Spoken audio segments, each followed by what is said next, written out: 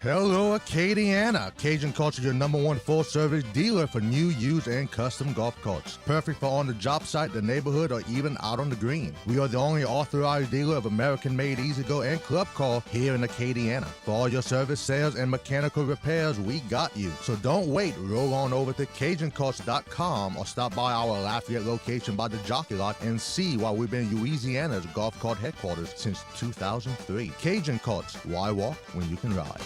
Looking for your next firearm? Come visit Louisiana Gun Shop in Broussard. We've got financing options, 12 months same as cash, plus layaways up to 90 days. With a wide selection of new and used guns, we've got something for every budget, big or small. Have an old gun collecting dust? Trade it in or turn it into cash. Need parts? We've got the largest selection of AR-15 components in the area, from springs to grips and buttstocks. Explore our ever-changing used inventory online at LouisianaGunShop.com. Louisiana Gun Shop, your one-stop shop for firearms and more.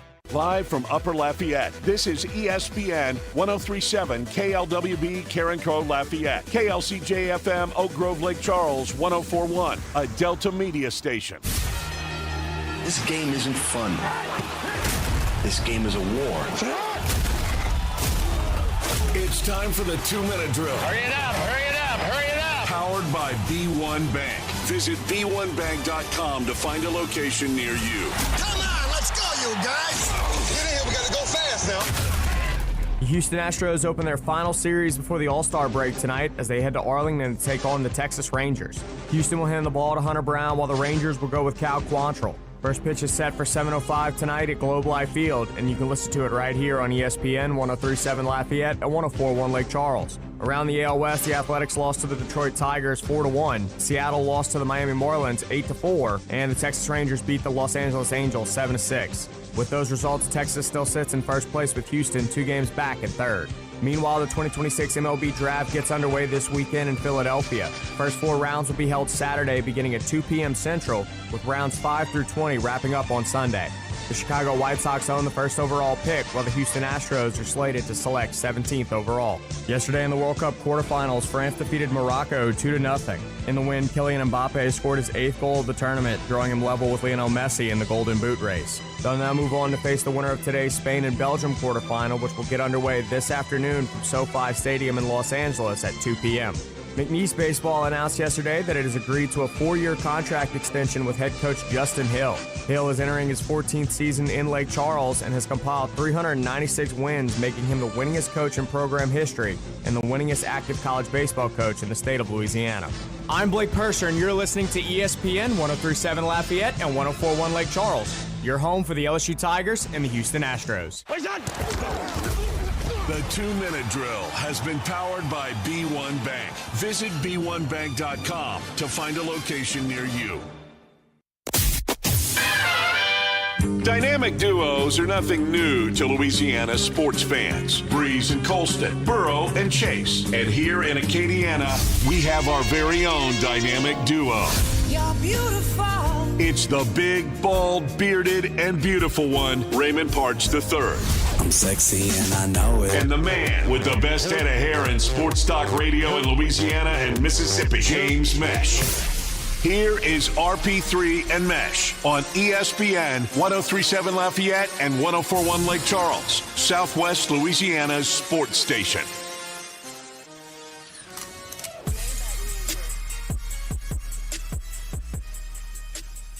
Happy Friday to you and yours. And welcome into a Friday edition of RP3 and Meche. I'm the big, bald, beautiful one, Raymond Parch III, better known as RP3, or as our good friend Mr. Bobby says, 2 out of 3. I'm joined, as I've been since Wednesday, by the former producer extraordinaire, a man who entered our lives a few years ago just as a producer and then became a co-host, then became an LSWA award-winning play-by-play announcer for the St. Landry Parish Game of the Week, then started winning awards for his podcast, LAB awards for his own sports show, now is known as the Radio Professional of the Year, Young Person of the Year. Dawson Oslo is back again. Thank you, sir. Thank you for being here. What's going on? Appreciate you, man. Thank you for being here. Oh, appreciate you. You decided to show up today, unlike Scotty Scheffler. So there we go. How about that? Ooh, there we go. Streak is over. The streak is over. He's going to miss the cut for the first time in 4 years. The link style of golf over there in Scotland was not too kind to our friend Scotty Scheffler. It was kind of brutal. I think it means he's going to win the Open next week. It feels that way, right? Means. It feels like, oh, okay, Scotty hasn't won. Scotty's not playing well, blah, blah, blah, blah, blah, blah. And then, there we go. Oh, we got a lot to get to on this Friday edition of the show. Jason Cannon, author, will be joining us as we continue our series here, talking all things baseball with authors that we've been doing all week. He wrote a tremendous book about Charlie Murphy, not the late, great comedian and brother of Eddie Murphy, but no, I'm talking about the iconic owner of the Chicago Cubs back in the day when they won World Series.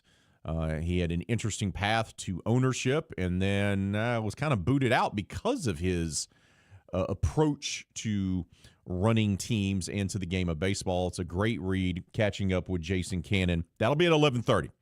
Then at 12:30, we'll have our buddy Chris Gordy on from Locked On SEC podcast. We are gearing up for SEC Media Days in Tampa. That's going to be here in less than 2 weeks, so no better time than starting looking ahead at that and at the upcoming college football season as well. So those are the two guests that we got lined up for you today. We'll also be talking Houston Astros baseball. We'll be talking the Genesis Scottish Open as well. Open Championship next week, man. Whew. Can't wait. But let's go ahead and get things started on a Friday. And let's get started with today's specials. The fellas can't help with your lunch plans, but they can serve up the top stories of the day in bite-sized pieces. Time to order up today's specials here on RP3 and Meche, presented by Southwest Volkswagen, located at 6184 Johnston Street. Order up. And the special for today is the World Cup. We got the quarterfinal round up and going yesterday. I thought that Morocco, who was a semifinalist last World Cup, a team that has defeated some of the big boys on the World Cup stage, would give France a run for their money. That is not what happened. France looked every part of the betting line favorite to win the whole thing. And unlike Team USA, France's biggest star yet rose to the occasion yet again. As much as we've talked about Messi, as much as we've talked about Messi and Haaland, has anyone had a more consistent and better World Cup this year than Mbappe? Been unreal. He is unbelievable. If Haaland is your breakout star of this World Cup and Messi is the legend, Mbappe feels like he is the best of the best. Now, Argentina and Messi are going to have something to say about that come Saturday, right? Obviously. But Mbappe was phenomenal, had a goal and an assist after he missed a first-half penalty kick. And that's what you want to see. You want to see your star player. You want to see the leader of your team. You want to see that person, that individual, step up after something has happened that's gone sideways. And that's exactly what Mbappe did yesterday. Misses the first-half penalty kick, comes back with a goal and assist. And they win 2-0. They punch their ticket to the semifinal round. Look,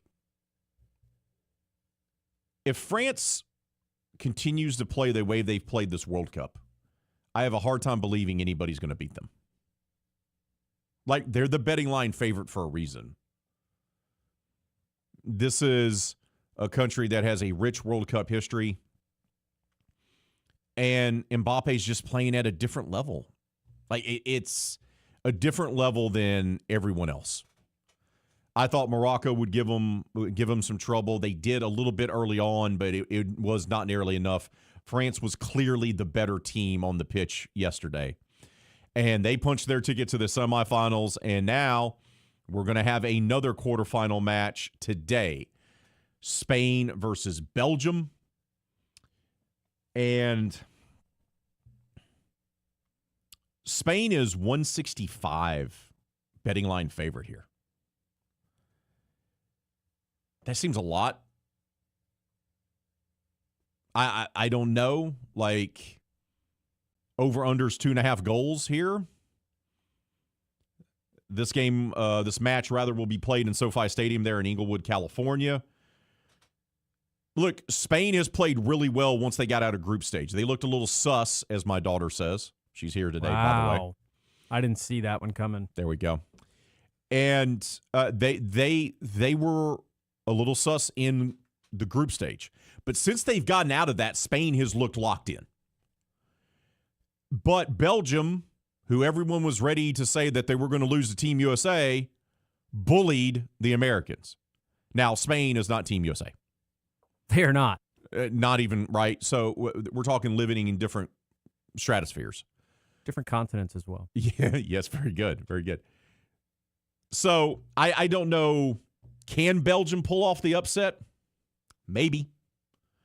But you would think you would still like Spain here to win later on today. And that match is going to begin at 2 o'clock, right? Slap dab in the middle of the lowdown with D-Lo.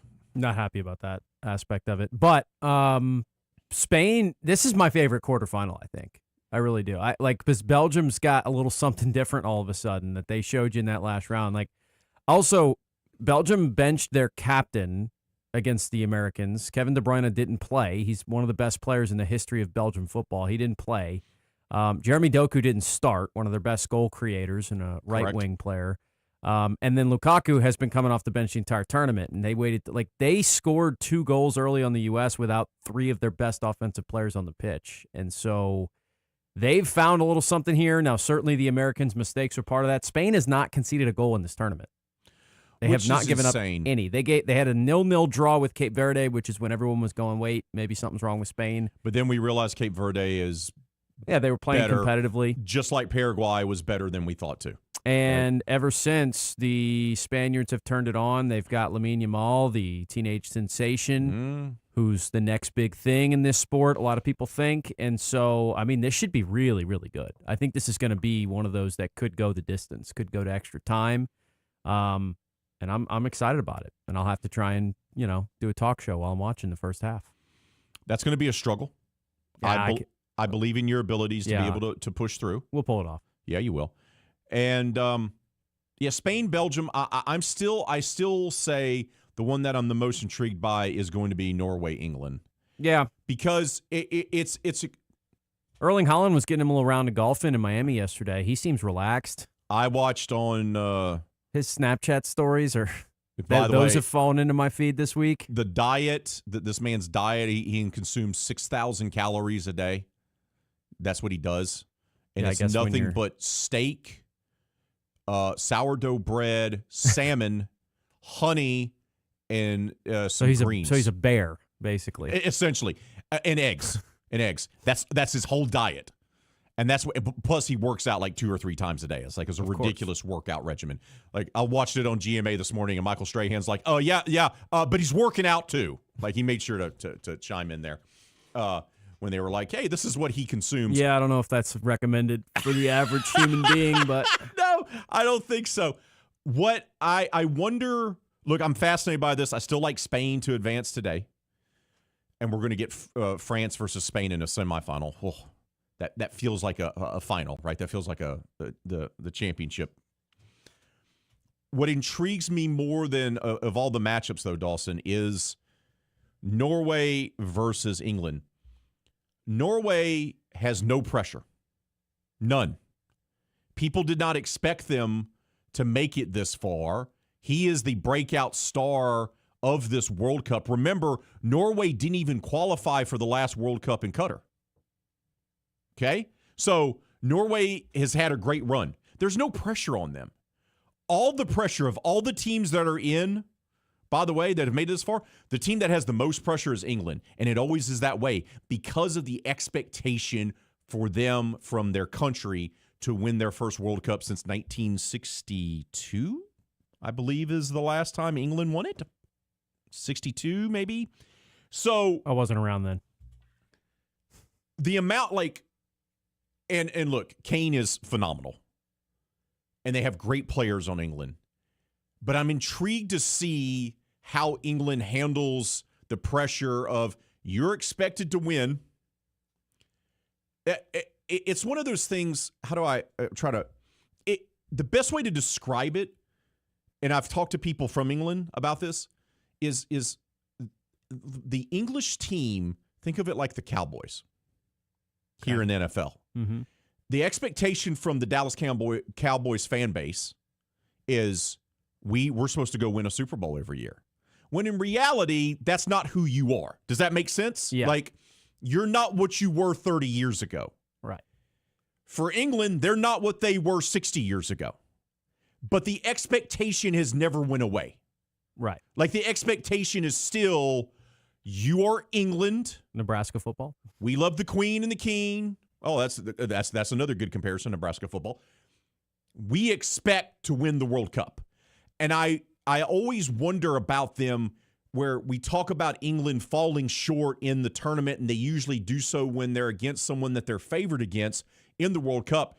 Is that because the pressure's too much? The weight on their shoulders is far too great because the expectation is, well, you should be winning a World Cup, when in reality, they're not on the same level as France. They're not on the same level as Spain. They're not even on the same level as Italy, who hasn't even qualified for a World Cup in the last 3 times, right? They're not Brazil. They're not Italy. They're not France. They're not Germany. They're not those countries when it comes to the World Cup.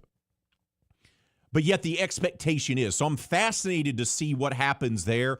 And I'm also fascinated to see what happens in the nightcap, Dawson, on Saturday. Argentina put on one of the greatest comebacks in sport to punch their ticket. Is there going to be a letdown?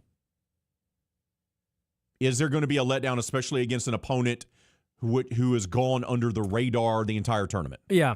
No, for sure. Like yesterday's match, by the way, was the first time that I've noticed in the knockout stage where it felt like it was a severe mismatch. Like France felt like the better team from the get-go. Yes. And every time the ball touched the opponent's hand, it felt like France was right back on it. They were pressuring.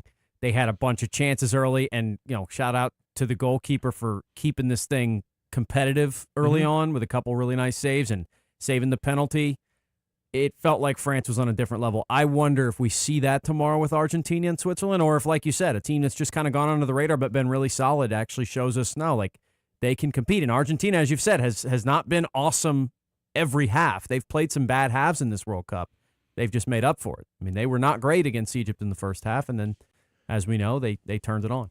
They turned it on. And by the way, great to see. Did you see the reaction, the welcoming home that the Egyptian team got after they arrived at the airport back home? I did not. Thousands of people there. And that just goes to show you what this means. Oh, yeah. On this stage, like for Cape Verde and for Egypt and for these teams that have made these great runs. Like, if it ends tomorrow for Norway against England, they will receive a hero's welcome. I would assume they're going to fly back into Stockholm. There you go. That's a little geography for you. Hey, I got A's in geography in college. Okay. I love geography. So they're going to get a hero's welcome. Yeah. Right? That's the thing that I wonder, and once again, to circle back because I know we're up against it, is no matter what happens tomorrow, the Norwegian team's going to go home, they're going to get a hero's welcome. That's not going to happen for England. Like, if England gets upset tomorrow, it's going to be front page on page 6 and everything else that they're a bunch of bums and that they can't get the job done and that they've embarrassed their country yet again. Like, it's a different thing. It's a different thing, and I'm fascinated by that matchup. Yeah. No, I like it. Now, Mr. Kane is otherworldly. Like, we have some great stars left in this thing. It's ridiculous. We got to take a time out. When we come back, it's Friday. It's Friday, as Uncle Jordy says. That means our poll question of the day is about food, and it coincides with a national holiday today involving food. We'll unveil the poll question next. Today's specials here on RP3 and Meche, presented by Southwest Volkswagen, located at 6184 Johnston Street. Now is a great time to save at Southwest Volkswagen as summer is getting hot. Get the 2026 Volkswagen Atlas for only 0.9 APR for 48 months, or take advantage of $3,500 in customer bonus cash. The Volkswagen Atlas with third-row seating, amazing technology, and one of the most comfortable drives you'll experience. Don't wait. Get down to Southwest Volkswagen today, located at 6184 Johnston Street in Lafayette, or you can give them a call, 337-895-0110 for more details. Make sure to set your alarm and tune in Saturday mornings at 10 o'clock for Sports Shorts here on ESPN 103.7 Lafayette and 104.1 Lake Charles. Join me, Ronnie Rance, and the Sports Shorts team of Tommy Christsan, Hunter McCann, and the crazy man, Joel Davis, as we break down the sports and teams that you love. The LSU Tigers, New Orleans Saints, and everything in between. Tune in Saturday mornings from 10 to noon for Sports Shorts here on Southwest Louisiana's sports station. Only the best of the best will stand proudly on the platform when Michael's Men's Club brings you the 15th Annual Stripper Olympics. Wednesday, July 15th. It's a special night of fun and games when the Stripper Olympics returns to Michael's Men's Club. Guys, it's a no-holds-barred competition. Ladies, you have a chance to win big if you're in the game. Michael's Men's Club invites you to battle it out in 3 categories. The pole, the floor show, and the most ancient art of them all, the lap dance. With $650 cash per category. First place overall gets $1,500. Second place overall gets $1,000. And third overall gets $500. Plus $5,000 in total Stripper Olympics cash to be awarded. Plus a feature in Exotic Dancer magazine. Professional entertainers come from all over the USA to compete for the $5,000 in cash. Guys, mark your calendar and tell your friends, because this is the event you cannot miss. The 15th Annual Stripper Olympics. Wednesday, July 15th at Lafayette's premier gentleman's establishment, Michael's Men's Club. Highway 90 Broussard. Doors open at 5 and show starts at 7 sharp. Tickets $30 at the door. Let the games begin. Get more details now at michaelsmensclub.com. Did you know you can get great tasting Clear Springs artesian water delivered to your office or your doorstep at home? Clear Springs is 100% local with their own bottling facility at the world-famous Kentwood Aquifer, no chemicals added. Just pure Kentwood, Louisiana artesian water. Clear Springs Water offers delivery of 5 or 3-gallon water service with a hot and cold temperature water cooler, or even single-serve bottles delivered to your home or office. Easy to reach, clearsprings.net, then contact us tab, or 337-519-3563. Whether it's a tempting text message or a quick glance at your GPS, taking your eyes off the road for just a moment can have serious consequences. This includes turning around or reaching down. Distractive driving includes eating or putting on makeup. Distractive driving is anything that diverts your attention from driving. I'm Lorraine Luquette Vinoy with Service Chevrolet Cadillac, encouraging you to drive smart, drive safe, and keep those eyes on the road, Acadiana. This message is powered by Service Chevrolet Cadillac and this radio station, where safety meets style on the road. Misfits Dine and Drink, a destination restaurant in Broussard, is constantly evolving. Dine in for great food and a great atmosphere. Whether it's lunch, dinner, or brunch on Saturday or Sunday, stop in to enjoy a handmade gourmet pizza or one of their delicious pastas. Take a sip of their new and seasonal craft cocktails and mocktails. And don't forget dessert. Try the birthday cake bread pudding. Whether it's new menu items or old favorites, come to Misfits for a great food experience. It's classic Italian with a modern twist. Misfits Dine and Drink, 200 Heritage Parkway off Highway 90 in Broussard.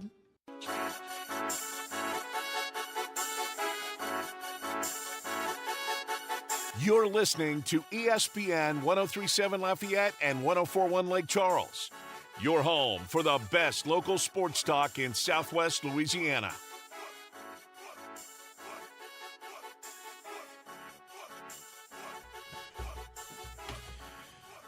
Oh, me, oh, my crawfish pie. It is Friday, as Uncle Jordy says. And that means on Fridays, our poll question of the day becomes our foodie poll question of the week. And it just so happens to coincide this week with a holiday. That's right. Today, in case you did not know, in case you were in the dark, today is a holiday. You want to know why? Because it's National French Fry Day. So our poll question of the day is, what is your favorite style of fries? Is it crinkle cut? Those are usually the ones that you get at home, right? Your mom, puts them on the baking sheet in the oven. Get them out. Yeah, a little crinkle cut fries. Those are good. A lot of times those are the ones that you're going to get at the ballpark as well. Is it waffle fries? My daughter would tell you overwhelmingly it should be waffle fries. Is it the traditional fry? Possibly. Is it other? Could it be potato wedges? Could it be curly fries, which BP hates? Could it be one of those other things? He loves curly fries. Well, right now, I love when we get this type of reaction out of the poll question because we've had a flurry of votes. Okay. But no one's running away with this. Ooh. 33% say traditional, which is how I voted. 27% say other, 27% say crinkle cut, and 13% say waffle. Of course, I put in there no love for the curly fries, which sparked Ralph to do a curly from the Three Stooges meme right back at me. JPK, the OD, says crinkle cut with an honorable mention to the seasoned curly fries from that shaved beef place. # no free ads. And by the way, 37 days to first Saints game, and it has a picture of Steve Gleason blocking the punt in the Dome game. Boxcar says traditional, waffle, crinkle, steak. A good steak fry, if done right, many times the steak fry is sus because I think we gotta dial back the sus. Sorry. You know what I mean? It's I fair. think we hit It's the fair. quota for hour number 1. It's fair. Thank you. We can dial it back in hour 2. Thank you. This is why you're the radio young professional of the year. The steak fry gets screwed up sometimes because the middle is not quite the way it should be. Well, that's why this is such a good question. Because potato is one of the most versatile foods out there. It's amazing. It's like what our good friend Forrest Gump said about shrimp, or was it Bubba, his buddy, right? Bubba. It was Bubba. And they have a whole restaurant. I've eaten at one of those before. Bubba Gump Shrimp Factory, Yes. whatever they call it. Yes. It's so versatile. Okay, you can bake a potato, you can fry a potato, you can slice it thin, you can do a little au gratin, you can put a potato in stew. You can put it in soup. You can make breakfast out of it. You can make it into a patty. You can, turn it into a hash brown. It's one of the most versatile foods in the world. And it's a palate. And so even when it comes to the French fry game, for me, it depends on the mood, and it also depends what it's accompanying. Right? That's a great point by you. If you're going with a fast food hamburger, I do think that traditional straight-laced fry usually complements a burger really effectively. But the place that's known for their chicken that's closed on Sundays. Right, has some waffles to them. And which complement that chicken better. And then, you want to talk about the waffle fry texture thing. If you're a food texture person, waffle fry can be heaven for you, perhaps, right? I'm going to also say something else here. So many times, a potato wedge from a deli, like a gas station deli, it's so weird. When we live in the South, if you live in Louisiana, Mississippi, and Alabama in particular, you can get some of the best food, best fried chicken, fried fish, and like potato wedges from gas stations. The it's wedge ridiculous. for me is usually the go-to because I do like the actual potato. I don't want overly breaded. You know what I mean? I want actual potato in there, and so a nicely made wedge, especially with a little with some crispy edges in it, it's just tremendous. I will also say this about curly fries. For me personally, it's a consistency problem for me. Right. Well, the other thing about curly fries is that it starts off so well, but then you'll get that one curly fry that's too burned. Oh, you're not gonna. That's what I'm saying. You're not gonna get consistently good. You're gonna have a bunch of. And I feel like the aftertaste from curly fries lasts longer than other fries. Like sometimes when I eat curly fries, I was like, why am I still tasting the curly fry an hour later? Like that shouldn't be what's happening. I don't know if I've had that feeling, but I do think there's a consistency problem. Right. You've got 3 or 4 special curly fries in a pack, and the rest are going to be mediocre. The rest are kind of average. Yeah. Right. So, see, we're on the same page there. Mm-hmm. Yeah. I'll continue with Boxcar's comment because he lists it all, and then he says, all from the veggie goat, the lowly potato. Question, if Mr. Potato Head eats a fry, is that cannibalism? Probably, right? I would assume so. Yeah, I would. But to be fair, the new Mr. Potato Head, the old school Mr. Potato Head, you actually put all the stuff on actual potatoes. There wasn't a hard plastic shell. I grew up with Mr. Potato Head being plastic. So I get if it's a new Mr. Potato Head, then no, because he's not really made out of a potato. So there you go. It depends on what Seems era. like a good time for a break. Todd says all about seasoned curly Qs, and Kai says traditional rocks. Keep those votes coming on our poll question of the day. It's our foodie poll question of the week. Leave your comments on Facebook, X, and on our YouTube channel, ESPN Southwest Louisiana, which, of course, you can stream all of our shows live every single weekday. We got to take a timeout. When we come back, we're going to shift gears for our first guest, Jason Cannon, great author. He wrote a book about Charlie Murphy, the iconic showman owner of the Chicago Cubs. If you're a Cubby fan, I know our guy Tony Marks out in Ville Platte is. Shout out to Big Tone. You're going to enjoy this. That's coming up next. This is RP3 and Meche live on ESPN 1037 Lafayette and 1041 Lake Charles, Southwest Louisiana's sports station. This game isn't fun. This game is a war. It's time for the 2-minute drill. Hurry it up, hurry it up, hurry it up. Powered by B1 Bank. Visit B1Bank.com to find a location near you. Come on, let's go, you guys. Get in here, we gotta go fast now. The Houston Astros open their final series before the All-Star break tonight as they head to Arlington to take on the Texas Rangers. Houston will hand the ball to Hunter Brown while the Rangers will go with Cal Quantrill. First pitch is set for 7:05 tonight at Globe Life Field, and you can listen to it right here on ESPN 1037 Lafayette and 1041 Lake Charles. Around the AL West, the Athletics lost to the Detroit Tigers 4-1. Seattle lost to the Miami Marlins 8-4, and the Texas Rangers beat the Los Angeles Angels 7-6. With those results, Texas still sits in first place with Houston 2 games back at third. Meanwhile, the 2026 MLB Draft gets underway this weekend in Philadelphia. First 4 rounds will be held Saturday beginning at 2 p.m. Central, with rounds 5 through 20 wrapping up on Sunday. The Chicago White Sox own the first overall pick, while the Houston Astros are slated to select 17th overall. Yesterday in the World Cup quarterfinals, France defeated Morocco 2-0. In the win, Kylian Mbappe scored his 8th goal of the tournament, drawing him level with Lionel Messi in the Golden Boot race. They'll now move on to face the winner of today's Spain and Belgium quarterfinal, which will get underway this afternoon from SoFi Stadium in Los Angeles at 2 p.m. McNeese Baseball announced yesterday that it has agreed to a 4-year contract extension with head coach Justin Hill. Hill is entering his 14th season in Lake Charles and has compiled 396 wins, making him the winningest coach in program history and the winningest active college baseball coach in the state of Louisiana.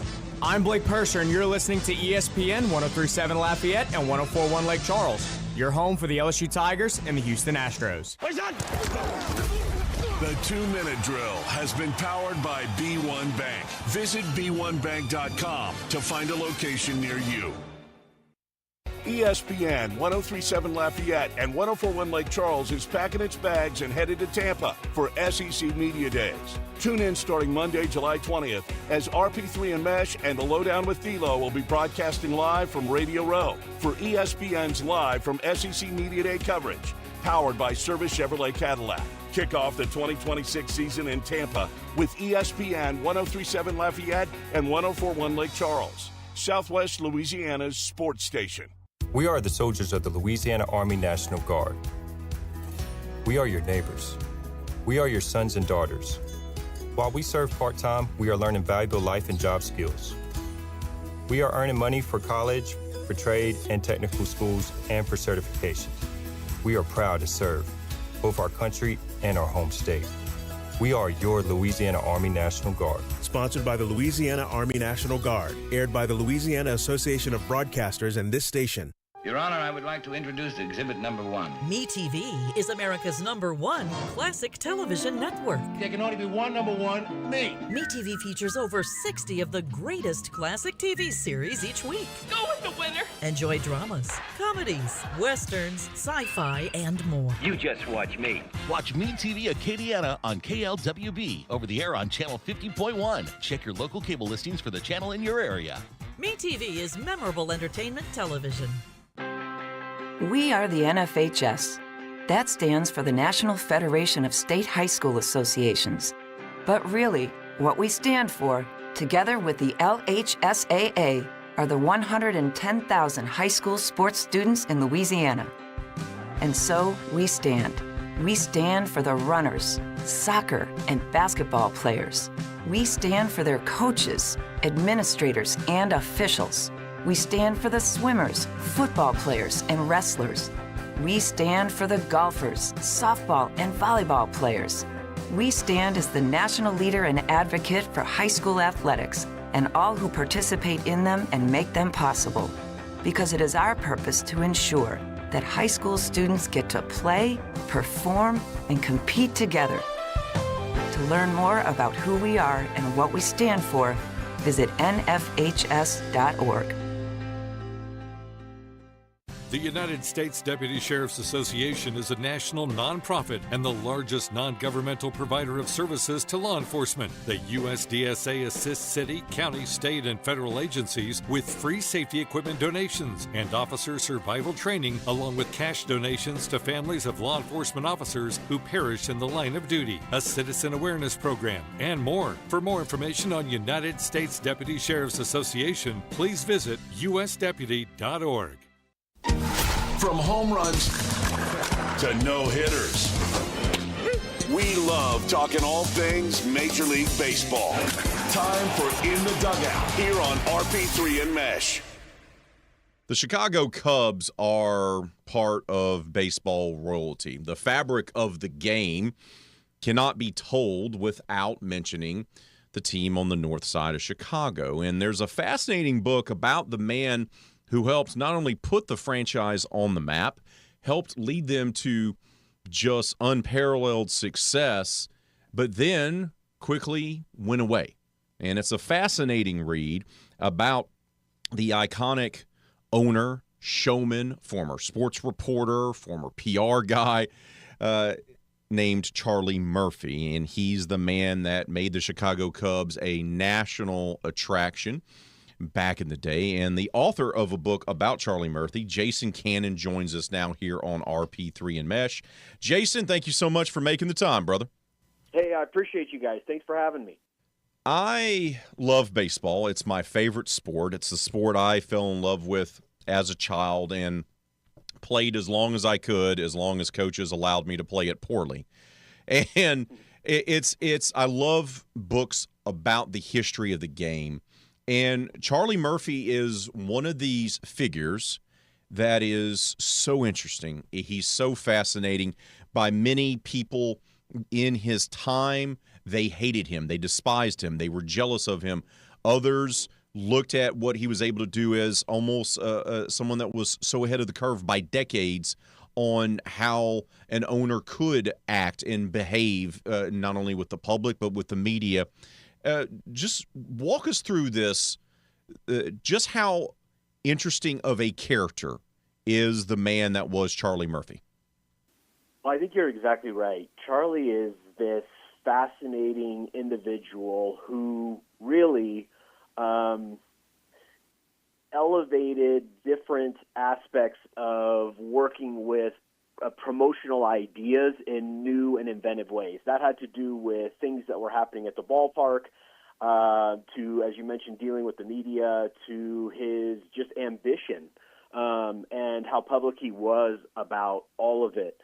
Charlie grew up in a small town in Ohio, Wilmington, and played baseball as a kid and loved the sport and became a sports writer in Cincinnati. And as he worked in Cincinnati, he got to know several key figures in the game at that time. John T. Brush, who owned the Reds and later owned the New York Giants. Charlie Comiskey, who was a player in those years, as well as Ban Johnson, the future American League president. But the most important person that he was connected with was Charles Taft, who was President Taft's older half-brother. He actually wrote for the newspaper owned by Taft, and that's how that connection was established. And over the years, their partnership allowed Charlie eventually to purchase the Cubs and led to great success in the game. And so you have, in addition to his unique way of doing things, I would submit to you that he's a little Ray Kroc, a little Charlie Finley, a little George Steinbrenner, a mixture of those three. You also have someone who was incredibly successful at that time and led the Cubs to great heights, really the most successful period in their franchise's history. So an interesting guy, an interesting story, and really one that you'd be hard-pressed to come across today in terms of his rags to riches tale. And these days, you mentioned a few of them, we're so accustomed to owners sometimes being even bigger stars than the teams that they own. Jerry Jones comes to mind. Of course, you mentioned George Steinbrenner being another one. That's more commonplace these days in the last few decades. But back then, that was kind of revolutionary, and it seemed to maybe be a reason why he, I don't know, ruffled so many feathers with some of his contemporaries, his fellow owners. Yeah, I agree with your take there. I think one of the interesting aspects of his story is because his background was in journalism. You have during the progressive era, of course, Teddy Roosevelt and the bully pulpit and new ways of using the media, newspapers, as literacy expands and grows, as newspapers have greater reach, readership increases, and so it becomes a tool that can be used. And Murphy was an expert at it because he had started as a writer himself. And as he was able to, glean information from others kind of on the beats that he covered, if you will, in Cincinnati and then later at the winter meetings and covering the aspects of the sport both during the year as well as the off season, he quickly realized that this was something the public wanted to read about. Very interested in the game of baseball, not just the games themselves, but also what was happening off the field.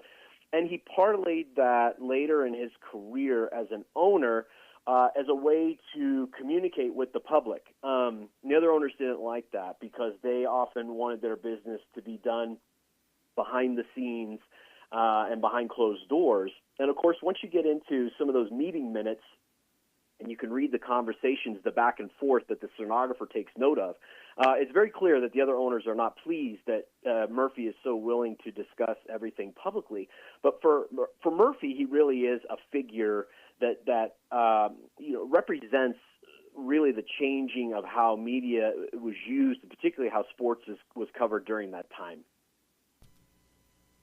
His early life was of humble beginnings, and there was some rough stretches there inside the Murphy household with his family. Yet what I found fascinating in your book is that a lot of what Charlie had to go through growing up earlier than probably he should have and dealing with a father that became extremely distant after tragedies is that he never seemingly lost his joy and his enthusiasm as part of his personality. So many people go through the things like he went through and they retreat. He did not do that, and I found that fascinating. You document it in the book because especially during that time, he could have easily been stoic, and yet he was not. Murphy's resilience, more than any other aspect of his personality, struck me in a very deep, meaningful way throughout the research process because I'm with you. There were a number of times where I thought he's still going, he's still plugging away, and he's doing it joyfully with a gregarious nature to him. Like he was a magnet in both sets of the term. In other words, he was a baseball magnet and owner, but he was also a magnet from a personality standpoint. When he was in the room, everybody knew it, and he absolutely projected this joy and just interest in life, and he was engaged in all these different activities. When you look at his life, the tragedies that he experienced, there's no question that they affected him on a deep level, and yet he continued to pursue thriving in life. He wanted to thrive and not just survive, and he was committed to that his entire 63 years, and I think you absolutely see that throughout his career, which is our focus mostly in the book and baseball, but also in theater as well. He loved the theater, and that was another area of life where he plugged himself into, and really a remarkable individual. For us now, it may seem a foreign concept that a sports journalist would find his way into owning a sports franchise and being an influential owner at that. But this is a time in baseball history where that wasn't necessarily a rare feat. Ford Frick, of course, did it. That was famous. There was other examples. And Charlie was one of those that went from covering the Cincinnati Reds to then working in public relations and then found his way to owning a team. It's still, though, somewhat remarkable that the career trajectory is sports writer, PR guy, owner.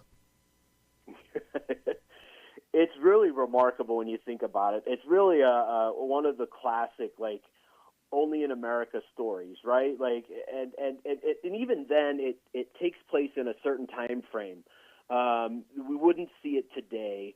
You might see, someone join an ownership group, that might be part of a larger consortium or something of that nature. But really, in those days, you're right. There was a path from journalism to being involved with team ownership. But really, the scale upon which Murphy did it is really unique and really stunning. And the fact that his primary backer was Charles Taft, who's the older half-brother of the future president, it connects Charlie to the White House. And, of course, President Taft was a huge baseball fan and later visited the West Side grounds when Murphy was the owner of the team, which is this great triumphant day at the ballpark for connecting, right, America's pastime with the White House. And it really is a remarkable story. And his ambition was a big part of it, right?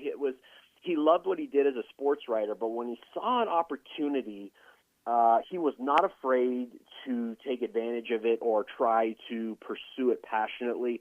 And for Murphy, he landed it, and it's really quite remarkable. We're talking with author Jason Cannon. He's written a book about Charlie Murphy, the iconic showman, owner of the Chicago Cubs during their greatest era in franchise history. He joins us here in RP3 and Meche to discuss the book.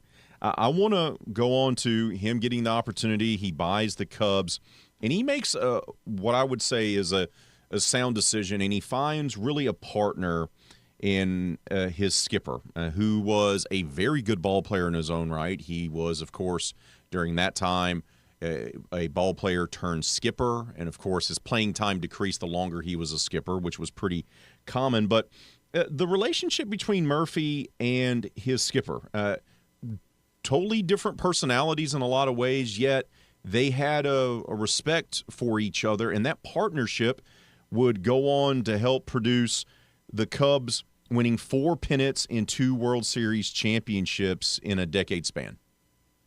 Yes, I would submit to you that the smartest thing Murphy did in his entire tenure as the owner of the Cubs was to take the interim tag off of manager Frank Chance and make him the permanent skipper of the ball club. What had happened was manager Frank Solie had been very successful throughout his career, but he had unfortunately become ill, and as the illness prevented him from continuing to manage the club, Chance was elevated to that interim role. And when Murphy took over the ball club, he installed Chance as the permanent manager, and that was the smartest thing that he did, without question. And there was great synergy between the two because they were so passionate on winning, and they shared that characteristic, and that basically any disagreements that they had became secondary to their primary goal of winning. They did have very different personalities. Chance was just tough as nails, and in the off season, you could find him boxing or he was at the track, and he was an interesting character in the sports world, even beyond baseball. But he was tough as nails, played hurt, just an incredibly, physically tough in those dead ball era days. At the same time, he was incredibly intellectual, and he would sit back and try to figure out how he could get the best out of each one of his players. And he knew them well, and as he got to know them well, he tried to manage them in a way that brought out their best. And so he partnered those two incredible characteristics successfully, and Murphy stayed out of his way. and it led to the most successful era in Cubs history. And I think it does all come back to the partnership that they shared, Murphy and Chance. It's a great partnership. They have immense success, great promotions, great on-field success, but he is essentially forced to sell the team, which is kind of just, I don't know, ridiculous on so many different levels, that he's the owner of the team and they have immense success. Yet, this is during a time in baseball where other league executives and officials kind of put together a power play, didn't they? And they kind of forced Charlie's hand here to no longer be the owner of the Chicago Cubs. Exactly. The threat from the Federal League proved to be too big of an obstacle for even Murphy to overcome. Johnny Evers, at that point in time, of course, one of the great Hall of Fame ball players for the Cubs, part of that very famous double play combination, of course, Tinker to Evers to Chance. Murphy was inclined to fire Evers at this stage of his tenure, and Evers was willing, or at least expressed the openness to jump to the Federal League. And this was a huge problem for other owners in both the National League and the American League, because they did not want to see one of the great stars of the game jump to this competitor. So as a result, the owners really forced Murphy to sell. And basically it was, what are we going to do as a result of this outside threat? And ultimately, for as much squabbling as the National League owners had amongst themselves, one of the things that, and there were very few, but one of the things that managed to unite them was an outside threat like the Federal League, and ultimately it led to Murphy's downfall as owner of the Cubs. How much did Hugh Fullerton, the great sports writer who's in the National Baseball Hall of Fame, how much was his perspective about Charlie help serve as kind of the genesis for you to write this book? I thought it was a really key point, and I'm glad you brought up Hugh Fullerton, because Fullerton knew Murphy when they were teenagers. And so what I think is so unique about Fullerton's perspective is he has context.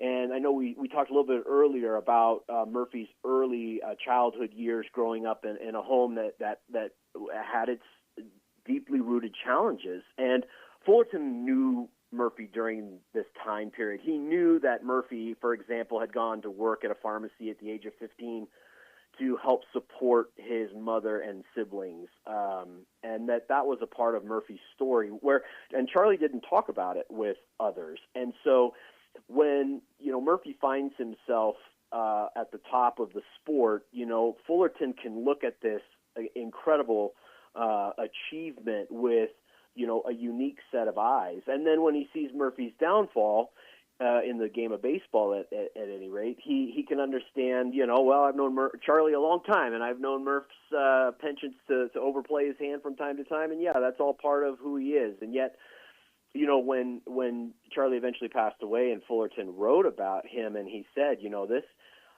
this is a guy that was at the center of the baseball universe, on the field with the Cubs' success, but also the business of the game. And so I think Fullerton's perspective was really eye-opening for me, particularly his place in the history of the game. I mean, Fullerton knew everyone and was involved for so many years that he was a really key source. And so, Fullerton wrote about this publicly, and so with as much criticism as Murphy received, for Fullerton to do that, it was definitely eye-opening for me and encouraged me to explore his story further. Well, Jason, it is a tremendous read.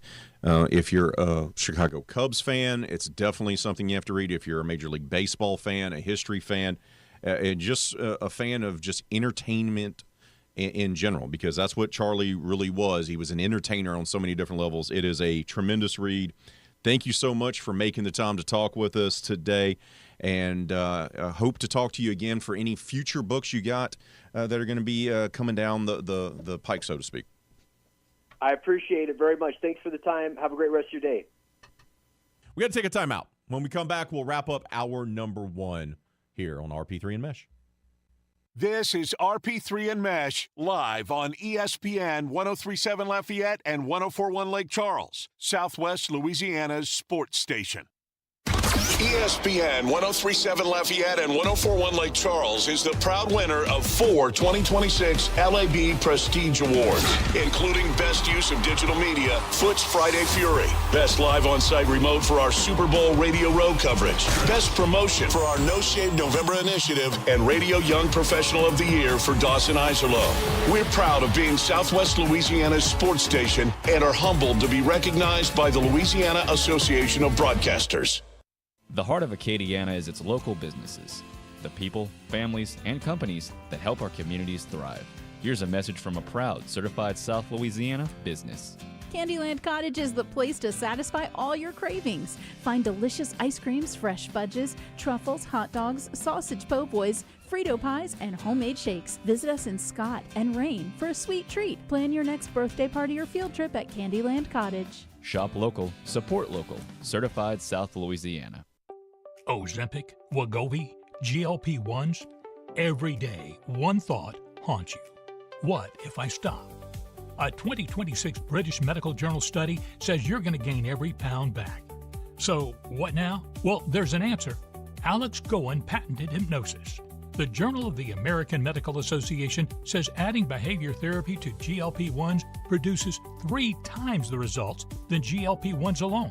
And hypnosis is behavior therapy concentrated. Alex Goen Hypnosis is the only U.S. patented hypnosis proven useful by the U.S. Patent Office. Engineered to destroy cravings, make you full on half the food, and kill late-night fridge attacks. Only $59.99 or your money back.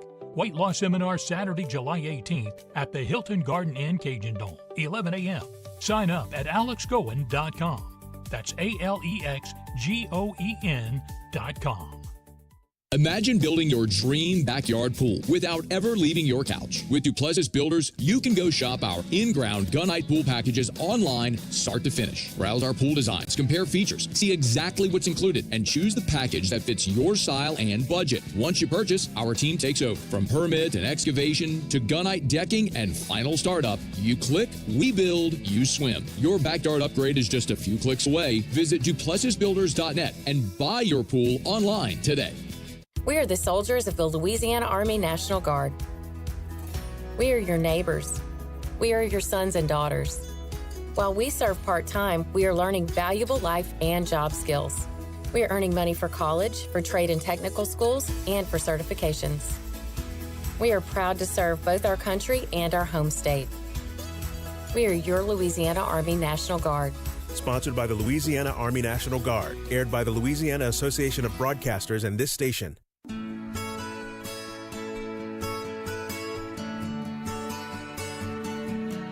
You're listening to ESPN 103.7 Lafayette and 104.1 Lake Charles. Your home for the best local sports talk in Southwest Louisiana. Oh, just a quick update on the poll question of the day, as we'll need to wrap up hour number 2 here pretty quickly because we only got about a minute to go, less than a minute actually. And we asked you on this Friday, because it's a foodie poll question of the week. That's what we do on Fridays. It's National French Fry Day, so let's settle the debate. What's your favorite style of fry? Right now, the latest votes, 31% say traditional, 31% say crinkle cut, 25% say other, 13% say waffle. Keep those votes coming. Keep leaving those comments on Facebook and on X and YouTube as well. Hour 1 is in the books, but not to worry. We still got great sports talk coming up. Hour number 2 right after this. It's 9 a.m. You just received a voicemail from your boss. Hey, Janet. Heads up. We got an important meeting coming up Thursday. The big guys are coming into town, so I need you in charge of lunch, and we've got to look good. Luckily for Janet, she knows a place, and she knows her boss will be impressed. Honey Baked Ham can cater your next event. Delicious and freshly sliced deli trays, box lunches with sandwich, chips, and dessert. Or try our fresh salad boxes and the perfect touch with a meat and cheese tray. Honey Baked Ham Company. Imagine a place where wellness, luxury, and community come together. Welcome to City Club at River Ranch, Acadiana's premier private club. Enjoy a state-of-the-art fitness center, exceptional tennis and pickleball programs, resort-style amenities, and a vibrant social atmosphere. Whether you're pursuing your fitness goals or expanding your social circle, City Club offers an unmatched member experience. Visit cityclubatriverranch.com today. City Club at River Ranch, where lifestyle meets distinction. August 15th is the date for the 12th annual Fête du Teche boat procession down the Bayou Teche. The day begins with Mass en Francais with Bishop Desatel at 8 a.m. at St. Leo's Church in Leonville. The boats then depart for a Eucharistic boat procession ending in St. Martinville.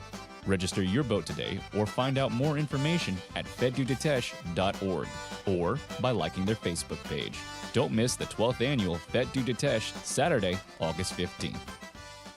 Black's Outdoor and Marine is Acadiana's Spartan Mower headquarters. Spartan Mowers delivering more mowing power and performance. Black's has commercial and residential Spartan mowers with Kawasaki motors in stock now and ready to cut. Black's also has parts, service, and financing available. Call 337-233-4272. That's 337-233-4272 or stop by 1423 Northwest Evangeline Thruway in Lafayette. Black's Outdoor and Marine serving Acadiana since 1968. Live from Upper Lafayette, this is ESPN 1037 KLWB Carencro Lafayette, KLCJ-FM Oak Grove Lake Charles 1041, a Delta Media station. This game isn't fun. This game is a war. It's time for the 2-minute drill. Hurry it up, hurry it up, hurry it up! Powered by B1 Bank. Visit b1bank.com to find a location near you. Come on, let's go, you guys! Get in here, we gotta go fast now. The Houston Astros open their final series before the All-Star break tonight as they head to Arlington to take on the Texas Rangers. Houston will hand the ball to Hunter Brown while the Rangers will go with Cal Quantrill. First pitch is set for 7:05 tonight at Globe Life Field, and you can listen to it right here on ESPN 1037 Lafayette and 1041 Lake Charles. Around the AL West, the Athletics lost to the Detroit Tigers 4-1. Seattle lost to the Miami Marlins 8-4, and the Texas Rangers beat the Los Angeles Angels 7-6. With those results, Texas still sits in first place with Houston 2 games back in third. Meanwhile, the 2026 MLB Draft gets underway this weekend in Philadelphia. First 4 rounds will be held Saturday beginning at 2 p.m. Central, with rounds 5 through 20 wrapping up on Sunday. The Chicago White Sox own the first overall pick, while the Houston Astros are slated to select 17th overall. Yesterday in the World Cup quarterfinals, France defeated Morocco 2-0. In the win, Kylian Mbappe scored his 8th goal of the tournament, drawing him level with Lionel Messi in the Golden Boot race. They'll now move on to face the winner of today's Spain and Belgium quarterfinal, which will get underway this afternoon from SoFi Stadium in Los Angeles at 2 p.m. McNeese Baseball announced yesterday that it has agreed to a 4-year contract extension with head coach Justin Hill. Hill is entering his 14th season in Lake Charles and has compiled 396 wins, making him the winningest coach in program history and the winningest active college baseball coach in the state of Louisiana. I'm Blake Purser, and you're listening to ESPN 1037 Lafayette and 1041 Lake Charles, your home for the LSU Tigers and the Houston Astros. The 2-minute drill has been powered by B1 Bank. Visit b1bank.com to find a location near you. Dynamic duos are nothing new to Louisiana sports fans. Breeze and Colston, Burrow and Chase. And here in Acadiana, we have our very own dynamic duo. You're beautiful. It's the big, bald, bearded, and beautiful one, Raymond Parch III. I'm sexy and I know it. And the man with the best head of hair in sports talk radio in Louisiana and Mississippi, James Meche. Here is RP3 and Meche on ESPN 1037 Lafayette and 1041 Lake Charles, Southwest Louisiana's sports station.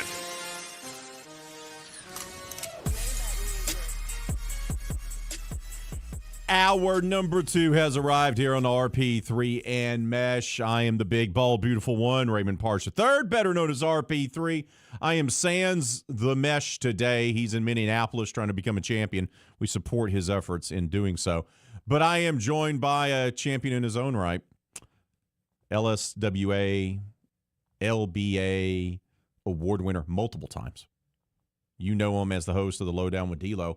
He's also gracious enough to fill in as a producer, an extraordinary one. Dawson Eisler has returned for hour number 2. Thank you. Still here. Still rocking and rolling. Still rocking and rolling, which I love. Coming up this hour, we're going to be talking all things SEC with Chris Gordy. By the way, we already had Big 12 Media Days this week. Next week is Sun Belt. The week after is SEC and Southland, so it is talking season. We're going to get a head start on that with our buddy Christopher Gordy from the Locked On SEC podcast here in about 30 minutes. We'll talk all things SEC. I want to kick off hour number 2, talking a little World Cup again, but I also want to start off with golf. Scottish Open is going on. That's always been, as far back as I can remember, the true warm-up for the Open Championship. And there's always been this thought of, well, it's like the par 3 contest with the Masters. You don't want to win the par 3 contest, because if you do, that means you're not winning the Masters. Now, the Genesis Scottish Open. I want to make sure to get that sponsor name in there. They're not paying us, but they're not paying us. It's not really the same, but it has been utilized in a regard of this is a good way of getting acclimated to the weather over there, especially for the Americans. You will typically see guys go over there and take part in the Scottish Open, not with the intent of winning it, but with the intent of playing link-style course, dealing with the wind, dealing with the weather that they're going to have to deal with in a week after, right? And we saw this work really well for Christopher Goddard last year. Now, he didn't win the Open Championship, but he finished very well in it. And I'll ask Dee to pull up that data. I want to say that Goddard won the Genesis Scottish Open last year, and then I feel like he finished top 3rd or top 5 at the Open Championship the next week. And that started really his ascension into this run that he's been on, where he's already won 3 times this year, by the way. Won the Sony Open in Hawaii, and then obviously won the John Deere just recently, and won the Waste Management Open. Yeah, for Goddard, it was a win at the Scottish Open and a solo 3rd place finish at the Open the following week. By the way, he was documented in the latest season of Full Swing, which I know Dawson and I both enjoy thoroughly. I don't think we talk enough about Chris. Like, is there a weak part to his game when you watch him play? You know what's crazy, too, is I was looking back at this data from last year. Goddard went through a stretch where he had a couple missed cuts in there, but finished top 30 or better in, what is that? Let's see, 1, 2, 3, 4, 5, 6, 7, 8, 9, 10, 11 consecutive tournaments that he made the cut in, and 11 out of 12 overall with the one missed at the Canadian Open, where he was top 30, and then 3 straight top 10s with the win at the Scottish, 3rd at the Open, tied for 10th at the 3M. And that actually just set up, as you mentioned, what he's done this year, where he went out, won his very first tournament of the year, won the Phoenix and obviously the John Deere as well last week. So he has he's really one of the more consistent players on the tour as well all of a sudden. Didn't really struggle at Shinnecock, though. He did, a lot of guys do. Yeah, well, of course. Right. I just like his game. I like his mentality. I like he's built kind of bigger, right? He's kind of a strapping lad. You always love a big guy, huh? I do. Him and Robert McIntyre, who's hanging around, by the way. By the way, yes, Robert McIntyre's tied for 7th. And he just made a birdie. Yep. So that got him to 7th. That got him to 7 under for the tournament, 4 under for the day. So he's in contention there. Goddard is there, tied for 4th. He's 8 under for the tournament, 6 on the day after shooting a 68 yesterday. Minwoo Lee, that's a nice start to any tournament, right? Back-to-back 66. Yeah, Minwoo's, and you want to talk about kind of the opposite of Goddard. Minwoo's been so inconsistent of late. Good to see him playing well, but he's been so up and down. Not surprising that Rory McIlroy and Matt Fitzpatrick are towards the top of the leaderboard here. Yep. Rory always plays this tournament extremely well. I don't know how many times he's won it off the top of my head. It feels like it's 4. multiple. It's 4. By the way, only one player, we were talking about it, only one player has ever won the Scottish and the Open in the same calendar year. That would have been Phil Mickelson in 2013. Obviously, Phil is not in the news for good stuff as of late. No. But he did accomplish that, about 15, a little less than 15 years ago. And how about Tom Kim? That's a blast from the past, right? Well, and Tom was... He was ahead of schedule when he arrived, and then it's been a long stretch of him trying to figure it out, and now maybe Tom's getting back because he looked good. He competed at Shinnecock, and now Tom at the top of another leaderboard, tied for the lead with Rory McIlroy and Jordan Smith, by the way, the Englishman. The Englishman. We also have other guys in contention here. Patrick Reed is 5 under for this tournament. Danny Willett, former Masters champion, by the way, the Englishman. He's at 6 under. I want to have a conversation about Wyndham Clark because you and I were unable to discuss this because of vacations. Okay. I know both you and I have on the air been immensely critical of Wyndham and the childish behavior that he has demonstrated on the course against tee boxes. And then, of course, that was Oakmont that he destroyed the locker room, right? Right. Okay. Was temporarily banned from that facility. Correct. I think they lifted that eventually. And I get that we don't care for that childish behavior. And look, he works constantly with a psychologist and I'm not taking away anything for people that deal with mental health issues. So I want to be sensitive in what I say here. I loved how he handled himself, Dawson, at the U.S. Open. I love how everyone was rooting against him, and he still went out there and took care of business. And the way he handled it in the press conference afterwards, because I feel like the reaction there on American soil for our championship, because that's our championship as a country, is the U.S. Open. I was a little taken back by how much he was booed and how much he was heckled and how much they were rooting against it. And the guys that were on the golf course were with him as well, and we heard from them, were also a little taken back and surprised by it as well. Yeah. Yeah, I had a good conversation with our friend Ralph on the show about this, and it just was overboard. It was overboard. I understand, and, I'm not going to lie to you. I kind of was like, hey, this is kind of funny. Like, Wyndham's getting some stuff thrown at him. And he kind of deserved it. And you know what else? Right. And you know what else I feel like? Usually there's a difference between, like, and maybe even on a Saturday, right? Maybe even on a Saturday when he starts to be in contention, you're like, oh, okay, he's going to have a shot to win this tournament. And you want to throw a couple of jeers at it, couple of boos, couple of cheers if he misses a green. All right, that's fine. It just feels like the golf etiquette when it becomes to Sunday and you're competing for a major. And whether it's fair or not, you kind of put that stuff aside and you root for it's not a Ryder Cup. Like, it's not us versus them. It is golfers that are competing for a major championship. Usually that stuff kind of gets put aside.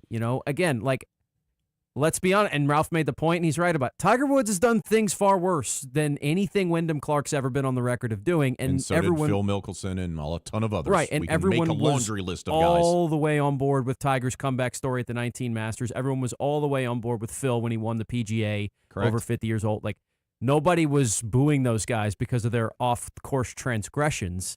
And Wyndham, although maybe a little less likable in the spotlight, hasn't done anything nearly to those levels, and people just fully turned on him. It was excessive. It was excessive. I didn't love it. We're better than that, I feel.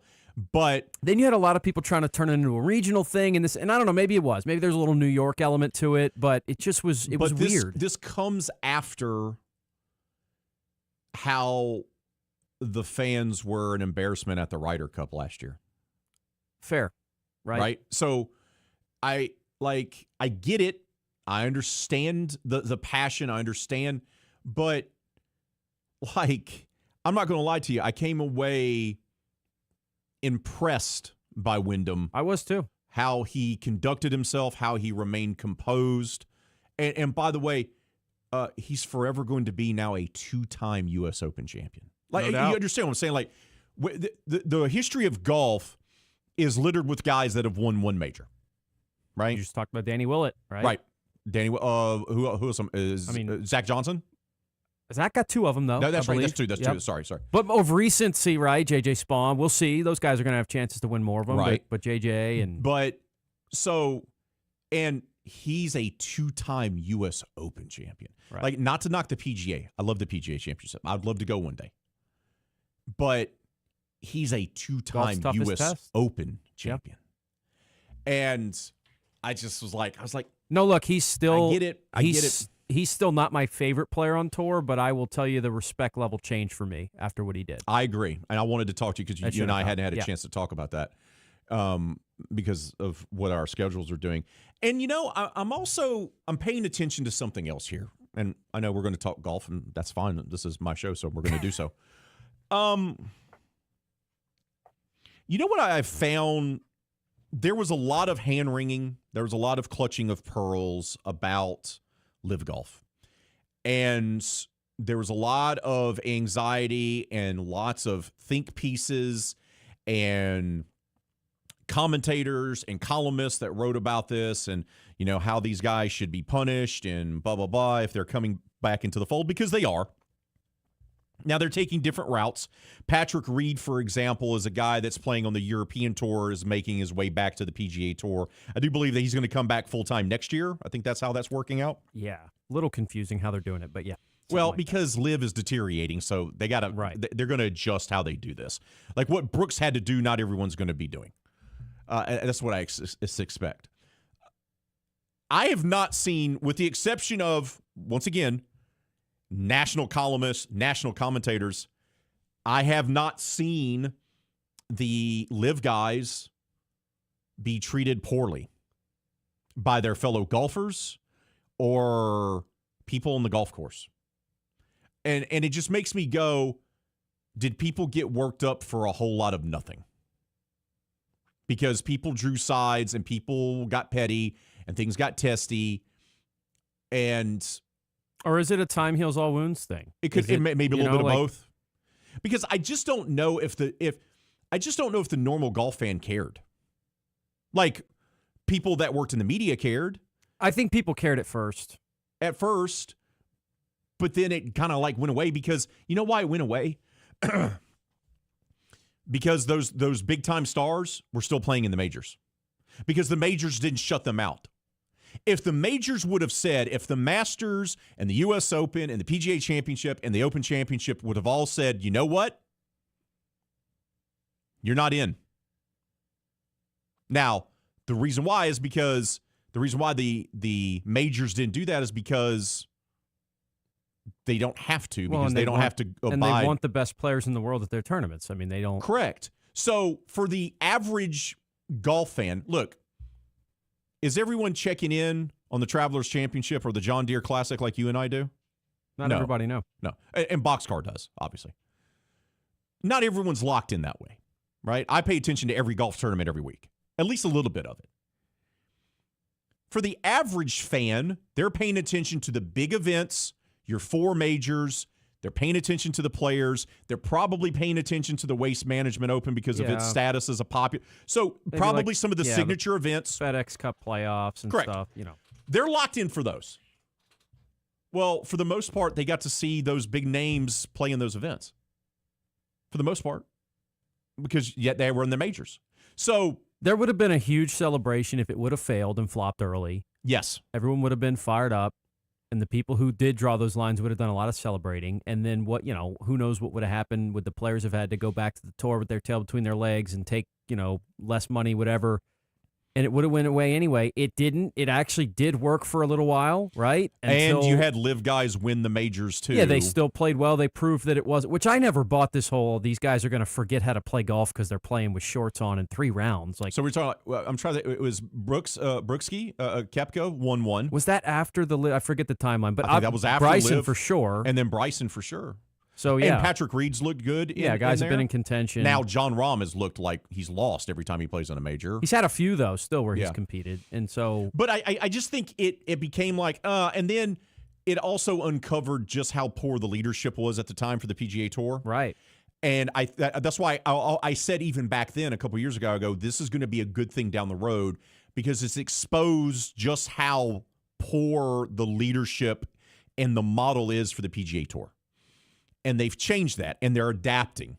Right? Mm-hmm. They're not going to be playing, house music on the first tee, right? At Jack's tournament, right? He's not going to do that at the Memorial, but you understand what I'm saying? Like it's one of the simplest concepts in life and in the world. Competition breeds excellence. I mean, we say it all the time, right? Yes. And one of the things that is the worst, ironically enough, like I think about this a lot in the world of video games. I've always been passionate about the video game space, specifically sports games. And one of the worst things I think that ever happened for the quality of games is that Madden got this exclusive NFL license and no one else is allowed to touch the NFL when they make a video game, right? The 2K5 game is probably the greatest football game of all time. But the point, and we've seen a couple instances where, the NBA didn't have exclusive, so 2K and NBA Live were both making a game, and those games got better. There's been 2 golf games at times, and those games have gotten better. When you have an exclusive license and nobody can touch you don't worry about making yourself better. And so the PGA Tour, who was the unquestioned, there's nobody else doing anything like this, they go, yeah, we don't have to worry about innovating. We don't have to worry about making our sport better. We're the only show in town. And they got lazy. And they got lazy. Now, I'm not thrilled about this new direction with the tiers. I have concerns. I'm willing to hear it out, but yeah, it's going to be interesting for sure. I worry about the smaller tournaments, which do such great work in those communities and raise money, like the Sanderson Farms Championship that went away. Houston Open with Texas Children's. Zurich Classic, obviously. Right. And I would also like the tour to be a little bit more dedicated with the development and using the Korn Ferry Tour a little bit better, because I don't think they do a great job with that. But it's not to say that I'm not critical of things, because I am. But here we are, and, I just think things have shifted, and people just want to see good golf. Like that's all they care about. They just want to see the best golfers out there. What you won't see is Scottie Scheffler, who missed the cut. His consecutive cuts in PGA Tour history streak is now come to an end after nearly 4 years. So that ends. Scottie had a Scottish Open that he'd like to forget because he was bad. He wasn't the only one, but he was bad. We got to take a timeout. When we come back, we'll give you an update on the poll question of the day. Well, you know what? We'll take your phone calls as well. ESPN hotline will be open for a few minutes. 337-706-0111. That's 337-706-0111. You're listening to RP3 and Meche. This is RP3 and Meche, live on ESPN 1037 Lafayette and 1041 Lake Charles, Southwest Louisiana's sports station. How many delicious small sliders can you eat? Find out by taking part in the Lafayette Small Sliders Eating Contest during the Lafayette Anniversary Bash, Saturday, July 25th at the Ambassador Caffrey location. There is a cash prize for the winner. We'll have bounce houses, games for the kids, live music, and more, and the eating contest. We want you to sign up for it. Go to our website, ESPNSouthwestLouisiana.com. It's going to be the first tab, big orange letters. You can't miss it. Sign up for the Small Sliders Eating Contest. It'll be held Saturday, July 25th. Hello, everyone. This is Jeff Palermo. Join us on Tuesday nights for Tiger Rag Radio. Myself, Todd Horn, and Glenn Gilbo give you the latest happenings in Tiger Town and across the SEC. We talk to coaches, analysts, and those in the know when it comes to the Tigers and the Southeastern Conference. We cover all the sports: football, baseball, basketball, softball, and gymnastics. That's Tuesday nights right here on ESPN 1037 in Lafayette and 1041 in Lake Charles, Southwest Louisiana's sports station. The best businesses aren't just businesses, they're neighbors. Here's a message from a proud certified South Louisiana business. Bro Bridge Truck Stop Casino. They have the newest games around. Hot seat drawings and monthly specials like no one else. Located on the Bro Bridge Highway and on the banks of the Vermilion River. Come out today and try your luck at the Bro Bridge Truck Stop Casino. When you support local businesses, you strengthen the communities we call home. Shop local, support local, certified South Louisiana. Are you looking for an eye expert? Well, visit Acadiana Optics in Broussard, locally owned, founded, and operated by Broussard native Dr. Lindsay Dugas. From comprehensive eye exams for glasses and contacts to diabetic exams, pediatric eye care, emergency eye care, cataract and LASIK evaluations, Acadiana Optics provides family eye care for all vision needs. Enjoy state-of-the-art technology, designer frame selections, prescription Maui Jim sunglasses, and custom glasses and contacts. Acadiana Optics in Broussard. Call today to schedule your appointment. And now time for the Expert Minute, brought to you by Sugarland Exterminating. Ever wonder why bugs seem to love your home as much as you do? One big reason: moisture. Roaches, termites, and ants are drawn to damp areas. Check under sinks, around windows, and in attics for leaks and excess moisture. A little home maintenance goes a long way in keeping pests out. Got unwanted guests? Call Sugarland Exterminating at 337-367-1414 or visit sugarlandexterminating.com for more information. Sugarland Exterminating, the pest-free environment we're creating. Spiders, roaches, rats, and mice. Those awful termites are not so nice. Get rid of all your pests right now. Call Sugarland Exterminating. Termites, they're here. They're invasive. They can destroy your home if left untreated. Sugarland Exterminating has been in business for over 50 years, and they have the experience to effectively treat termites. Call 367-1414 or visit sugarlandexterminating.com. And that has been your Expert Minute, brought to you by Sugarland Exterminating.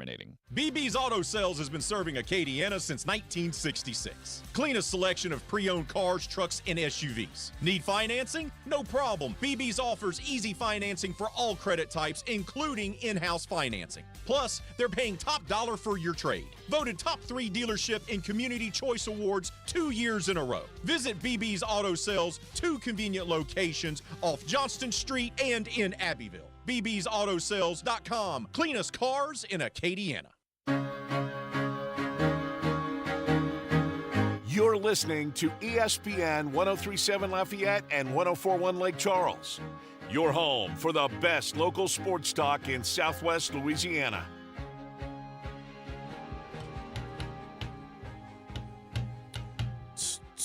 All right.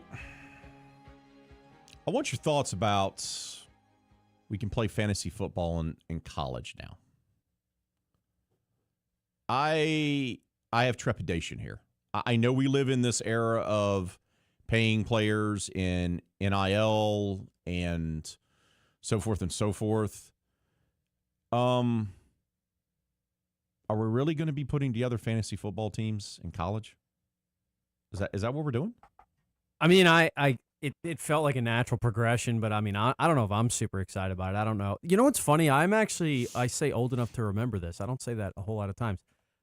When I was young-ish, ESPN had like a fantasy football game. It wasn't set up the same, like it wasn't a league, but it was one of those things you'd play and you'd set like a lineup and you'd create a lineup of players and then, the points would track, and it was college football. I guess it was allowed because it was like free to play. It wasn't like you were paying to enter it, whatever, but it was like a fantasy college football thing. And then it went away. I think it went away when all these like lawsuits started happening about players, and companies making money off of them and things of that nature. And I know some people have still done it like manually since then, but yeah, when you talk about the integrity of the game and things of that nature, I mean, look, is it harmful for people to pick player like the same way NFL fantasy football is pretty generally harmless?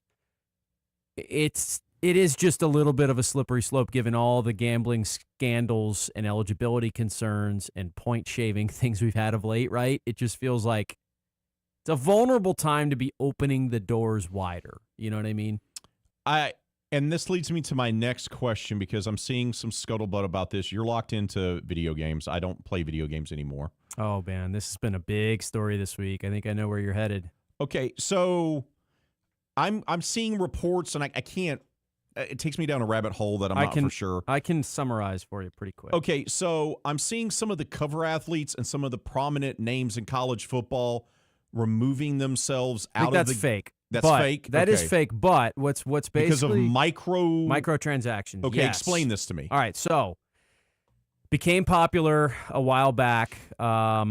Essentially, you pay for the game up front, right? Well, then what they've managed to do is create a system where if you want, let's say, the best players in the game, you want the best cards, you want to be competitive, you technically can grind the game out and use it through the game, but you can pay extra money and then all of a sudden have a bunch of points and spend money in the game to get better players and things of that nature. And so basically it's pay to play, right? The more you're willing to put up, the better your team is going to be in these games. So you're saying like if I bought NCAA college football 27, yeah, you're telling me that if I spend more of my own money, currency into the game, like comes out of my bank account, and I put it into the game, that's going to give me an advantage to buy players like in the game format? Yeah.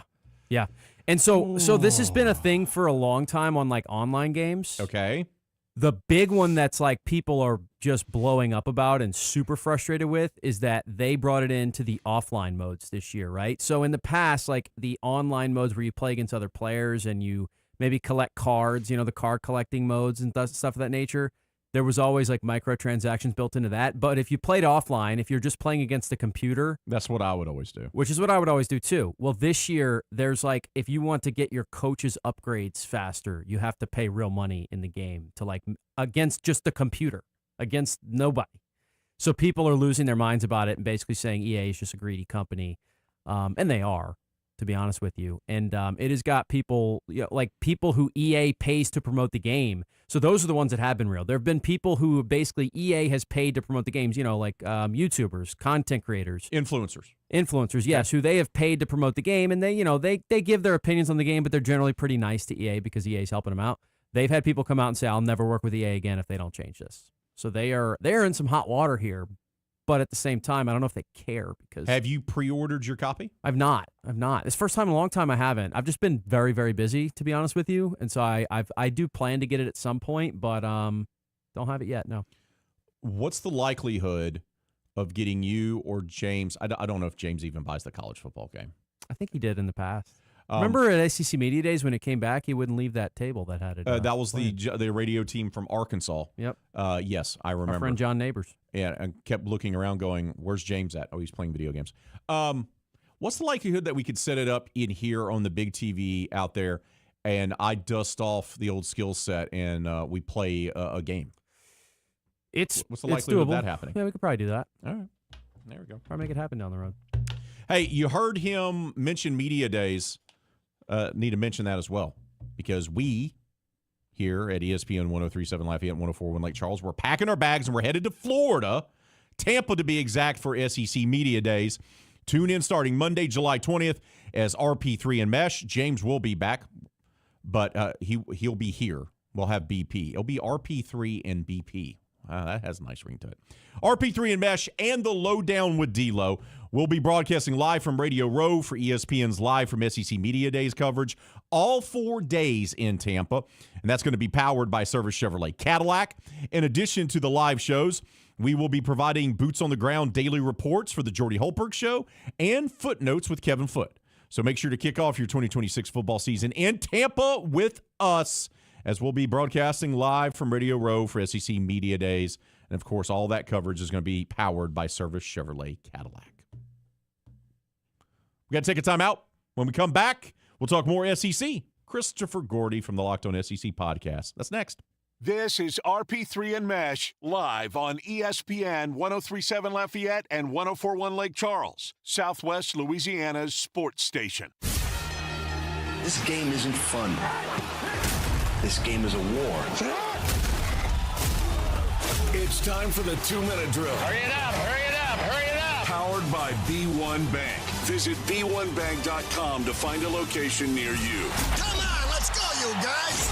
Get in here, we gotta go fast now. The Houston Astros open their final series before the All-Star break tonight as they head to Arlington to take on the Texas Rangers. Houston will hand the ball to Hunter Brown while the Rangers will go with Cal Quantrill. First pitch is set for 7:05 tonight at Globe Life Field, and you can listen to it right here on ESPN 103.7 Lafayette and 104.1 Lake Charles. Around the AL West, the Athletics lost to the Detroit Tigers 4-1. Seattle lost to the Miami Marlins 8-4, and the Texas Rangers beat the Los Angeles Angels 7-6. With those results, Texas still sits in first place with Houston 2 games back at third. Meanwhile, the 2026 MLB Draft gets underway this weekend in Philadelphia. First 4 rounds will be held Saturday beginning at 2 p.m. Central, with rounds 5 through 20 wrapping up on Sunday. The Chicago White Sox own the first overall pick, while the Houston Astros are slated to select 17th overall. Yesterday in the World Cup quarterfinals, France defeated Morocco 2-0. In the win, Kylian Mbappe scored his 8th goal of the tournament, drawing him level with Lionel Messi in the Golden Boot race. They'll now move on to face the winner of today's Spain and Belgium quarterfinal, which will get underway this afternoon from SoFi Stadium in Los Angeles at 2 p.m. McNeese Baseball announced yesterday that it has agreed to a 4-year contract extension with head coach Justin Hill. Hill is entering his 14th season in Lake Charles and has compiled 396 wins, making him the winningest coach in program history and the winningest active college baseball coach in the state of Louisiana. I'm Blake Persher, and you're listening to ESPN 1037 Lafayette and 1041 Lake Charles, your home for the LSU Tigers and the Houston Astros. The 2-minute drill has been powered by B1 Bank. Visit b1bank.com to find a location near you.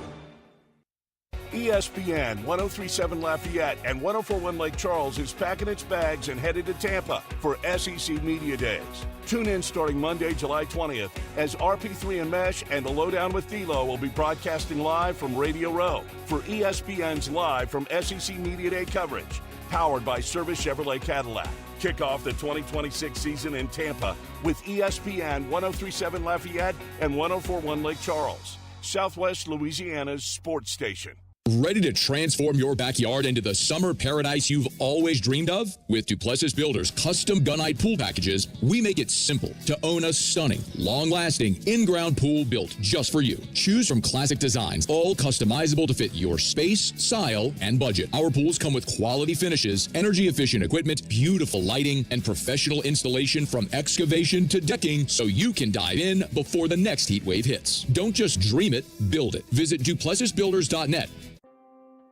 Need peace of mind with your estate planning? Turn to Beal & Aber, your trusted hometown lawyers.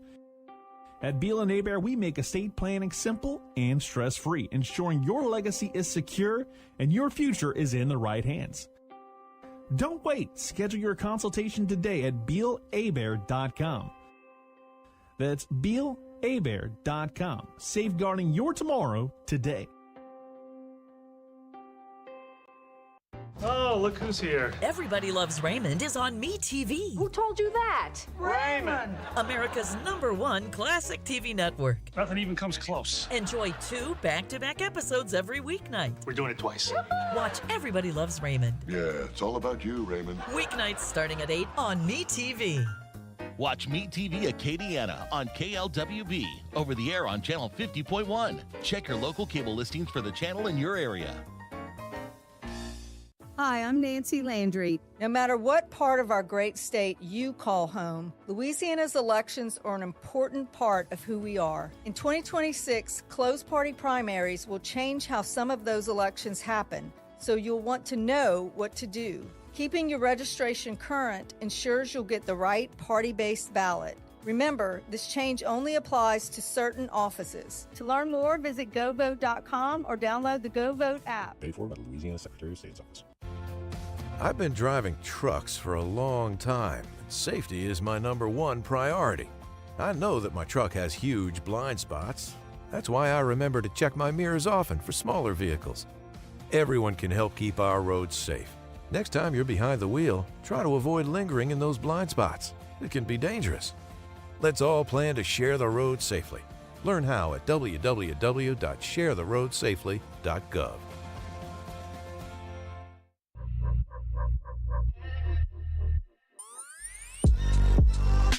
Back to the sports talk you not only want, but need. This is ESPN 1037 Lafayette and 1041 Lake Charles, Southwest Louisiana's sports station. SEC Media Days in Tampa is going to be here in no time. You've been hearing us talk about the fact that we are going, RP3 and Meche and the Lowdown with D'Lo will be there all 4 days. And why wait? Why wait until we're in lovely Tampa, Florida to start looking ahead? Because talking season has begun as the Big 12 got things kicked off with their Monster Energy drink sponsored nonsense. To talk about college football is our good buddy from the Locked On SEC podcast, Chris Gordy. Christopher, good day. Yeah, I encourage you guys when I come on now, refer to me as Rain Energy Chris Gordy. That's how I'm to be referred as. I want to start there because we had dumb questions being asked, and then the reporter got called out for asking dumb questions, which happens at every Media Days event, and you just go, oh, really? But the big thing is obviously this Monster Energy drink deal, and It sure does feel like Monster Energy Drink fleeced the Big 12 because they're paying $20 million, which means every Big 12 team's getting roughly over $1 million, and they have to have the Monster Energy patch on their uniforms, on their fields, on their courts. The championship games are going to be sponsored. It sure does feel like Monster Energy Drink got a discounted deal here with the Big 12. Yeah, everybody I've talked to seems to think this is, this is one that maybe you could have negotiated a little bit more, So, but look, I think this is the reality that everybody's looking for any path of revenue they can get right now, and so, look, did they sell themselves a little short? Yeah, but then again, as somebody pointed out, it's the Big 12. It's not like the SEC and the Big 10 and even the ACC would be able to command more, but it does feel like you're kind of selling yourself out here, and people asking, are we on the path of NASCAR jerseys real soon, where every part of the jersey and every part of the field is going to be covered in logos and naming rights? It's the world we live in now. All right, let's look ahead. Obviously, we're going to chop it up and break bread, maybe have a few adult beverages down in Tampa together, which we typically do. But maybe get a mani-pedi. Oh, maybe so. You never know. Look, a lot of it is nonsense. A lot of it is orchestrated by SIDs, right, on the message that has to be given during media days. But you've been doing this long enough. What's the thing that you're the most excited about for Tampa this year? Well, I think, one, it's interesting. There are some coaches that have been a little bit more outspoken with so many different volatile topics out there, from NIL to transfer portal to, this Protect College Sports Act. I do think we will get a little bit more opinionated stuff from some of the coaches this year, whereas normally it's ho-hum, keep your head down, don't make any headlines. We've come a long day from the Steve Spurrier days when he used to get up there and take shots at everybody, but we've seen a little bit from, Eli Drinkwitz has kind of been a guy in the last couple of years who's been known to take some shots here or there. Lane Kiffin, obviously, he will, if he feels really passionate about something, he will take to the podium and make his opinion known. So, I'm curious to see how many guys will be outspoken about what they think is the most important thing right now for the future of college sports. But, it's interesting that we're a week out and they still haven't announced who the attendees are going to be yet, the players. And I almost wonder if that has to do a little bit more with this NIL age of, it used to be, it was an honor. The coach would say, hey, you're the three guys I'm picking. And they would announce it like a month in advance. Well, now I wonder how many guys are like, yeah, I'm not doing that. You're not paying me to go there, so I'm not going. I wonder if that's a part of it. But the other part is, too, remember the media votes on the preseason All-America teams. Teams are very strategic in who they bring because they want to get those votes. And it sounds stupid that you would pander to the media on who you would bring. But remember a couple of years ago, South Carolina brought their punter, Kai Kroger. Guess who was preseason All-SEC selection every year that he went? It was him. I think LSU is going to be strategic. I wouldn't be surprised if they bring Sam Leavitt because most teams have been bringing their quarterbacks in recent years, which is good. But I got a feeling Trey'Dez Green is probably going to be on the list, maybe Whit Weeks. And it is very strategic. Yes, you want to bring a guy that represents your school and is going to speak well and do all the right things. But it's also a little kowtowing to the media to try to get those votes for those preseason selection teams. And coaches will never admit that they care about it, but it does help. I mean, the schools are so quick to put out those press releases and announce, oh, my gosh, we have 5 guys on the first team All-SEC selection. It does matter. Which of the first-year head coaches are you looking forward to hearing from the most? I think John Summerall, because every time he steps in front of a microphone, he's like must-listen audio. We got a buddy who's a diehard Florida fan who hated the hire, and the minute he heard John Summerall's introductory press conference, he said, okay, I'm ready to run through a wall for this guy. I'm sold. So I think John Summerall is going to be very interesting. Alex Golesh at Auburn has said a few things this offseason that have raised some eyebrows, including, prepping for the Iron Bowl and playing music to get ready for the Iron Bowl already. I don't think he's going to shy away from anything as well. So But Summerall seems to be the one. I mean, Florida's the team that's getting the most love as the quote-unquote dark horse of the SEC, a team that could disrupt everything for everybody in year one. And then you got a guy like Will Stein at Kentucky, who's just, he's like 35, 36, and super young and doesn't know any better, and will be really good offensive mind, man. And they had a really good transfer portal haul. They're recruiting very well. Will Stein might be one of those guys we look back, 5, 6, 7 years from now and go, man, if only we had known that guy was a rising superstar at the time. Yeah, and I also think, as much as it begrudges me to say, I like Alex Golesh as a coach, and man, Auburn could be, I don't know, they just always need the right fit there. So it's intriguing to me what's going to happen over on the Plains. We talk about this every year, and seemingly the coach at South Carolina has been on the hot seat multiple years, yet is still employed. Push aside Beamer. As we enter talking season, as we go to media days in less than 2 weeks, who's going to be the guy that's going to be discussed the most as being on the hot seat this year?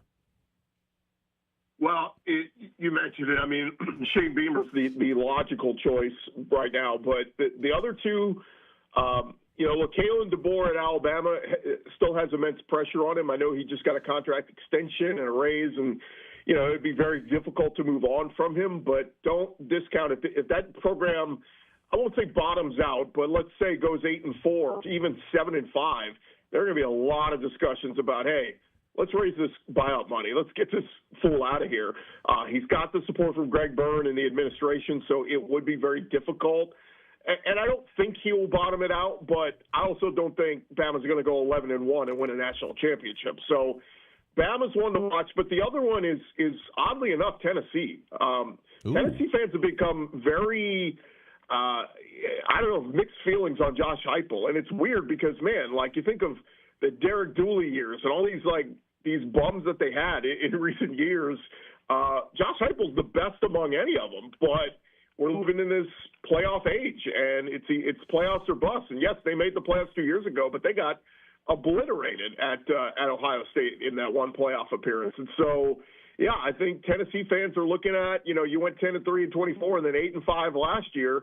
If it's another 8-5 type season this year, I think a lot of Tennessee fans are going to be saying, hey, let's pull the ripcord, let's find a new head coach. And it's crazy because the guy's 45-20 in his 5 seasons in Tennessee, better than anybody, in the last 20 years, I guess. Well, Tennessee and their fan base reminds me so much of Texas A&M fans because they think they're on a level that they're really not. And it's just like, how many programs, even in their own conference, would die to have Josh Heupel as their head coach? Like, for real. Like, yeah.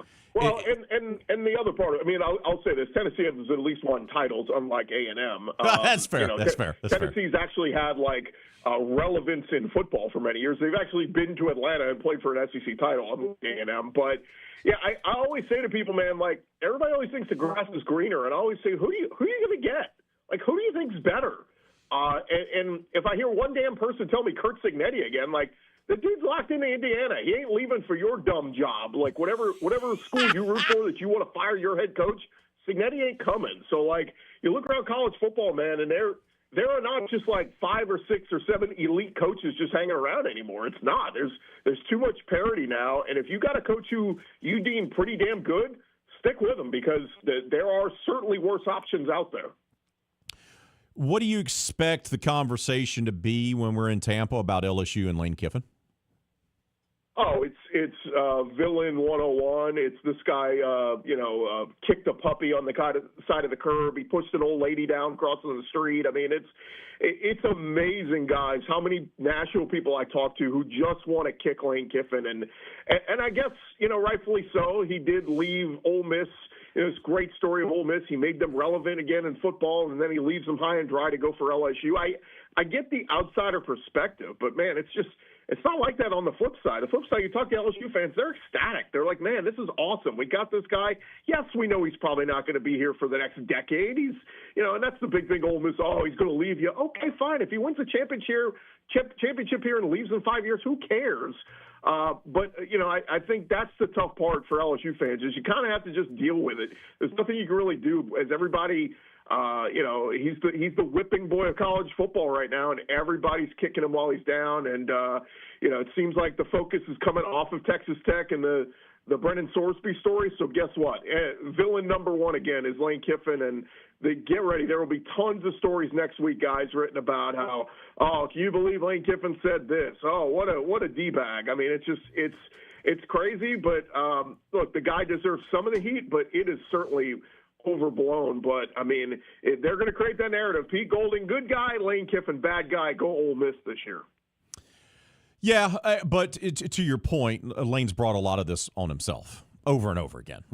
So it's just like, there's times where I just want to shake him and go, just stop, just hush. That's all you got to do.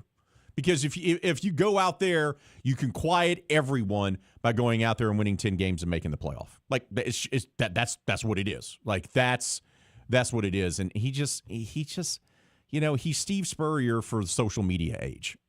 He just can't help himself. He just really can't. Yeah, well, I will say he's done a pretty good job. I mean, he has not sent out a tweet, I think, since April or May. So he's done a pretty good job of staying off social media lately. I mean, I know he has a burner, I'm sure, but yes, from his official account, he hasn't sent out a tweet. So we'll give the Lane train some credit. All right, bud, I want to get you out of here with our foodie poll question of the week, which is always our poll question of the week on Friday. It's National French Fry Day, and our question is: what's your favorite style of fries? Is it crinkle cut? Is it waffle fries? Is it your traditional fries? Or is it other, which could be curly or potato wedges, whatever you like there? Give me your thoughts. Yeah, there's just one answer, and it's seasoned, and it's particularly Rally's seasoned fries. Even so much that when we go to the grocery, we buy the frozen Rally's style French fries. So yeah, it's Rally's, and then a close second would be the Arby's seasoned curlies as well. Those are go-to, and then probably go Chick-fil-A waffle fries number 3. Oh, great insight by you, buddy. Great insight. Can't wait to see you in Tampa, my friend. Enjoy your weekend. I'm glad you didn't ask me about MLB draft because I know French fries way better than that right now. Just know Derek Carrillo will probably be a first-round draft pick. That's really that's all you need to know there. But all right, buddy. Enjoy your weekend. All right, fellas. We got to take a timeout. When we come back, how about an update on that poll question of the day? We'll wrap up today's show and the week. That's next. This is RP3 and Meche live on ESPN 103.7 Lafayette and 104.1 Lake Charles, Southwest Louisiana's sports station. Celebrate the land of the free and the home of the brave with a benefit bicycle ride. American Legion Post 278 in Leonville is putting up on a Ride for America tomorrow. All proceeds go to Post 278.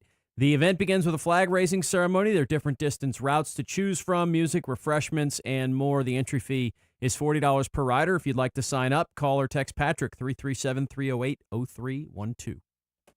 ESPN 103.7 Lafayette and 104.1 Lake Charles is the proud winner of 4 2026 LAB Prestige Awards, including Best Use of Digital Media, Foot's Friday Fury, Best Live On-Site Remote for our Super Bowl Radio Row coverage, Best Promotion for our No Shave November initiative, and Radio Young Professional of the Year for Dawson Iserloh. We're proud of being Southwest Louisiana's sports station and are humbled to be recognized by the Louisiana Association of Broadcasters.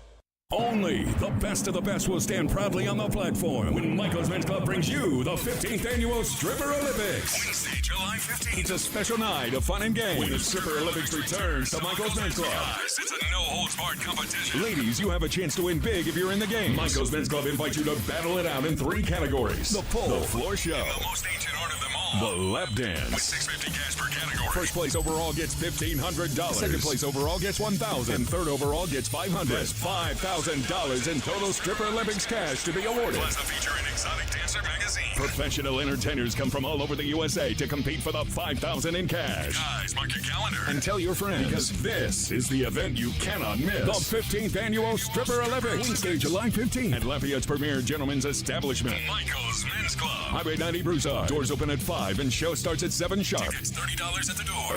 Let the games begin. Get more details now at michaelsmensclub.com.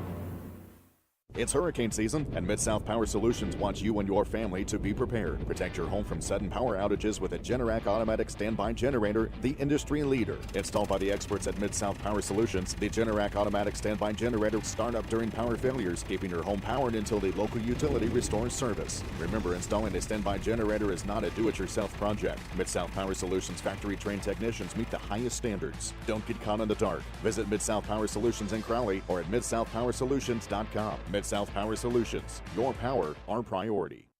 Are your pipes giving you problems? Is that leaky faucet driving you crazy?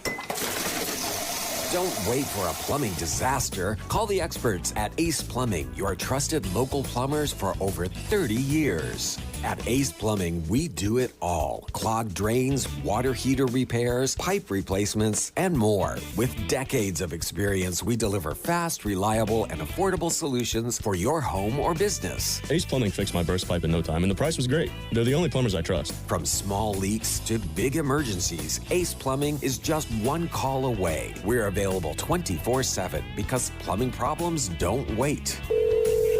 Call Ace Plumbing today at 337-565-2519 or visit us online at aceplumbinginc.com. That's 337-565-2519. Ace Plumbing, your personal plumber.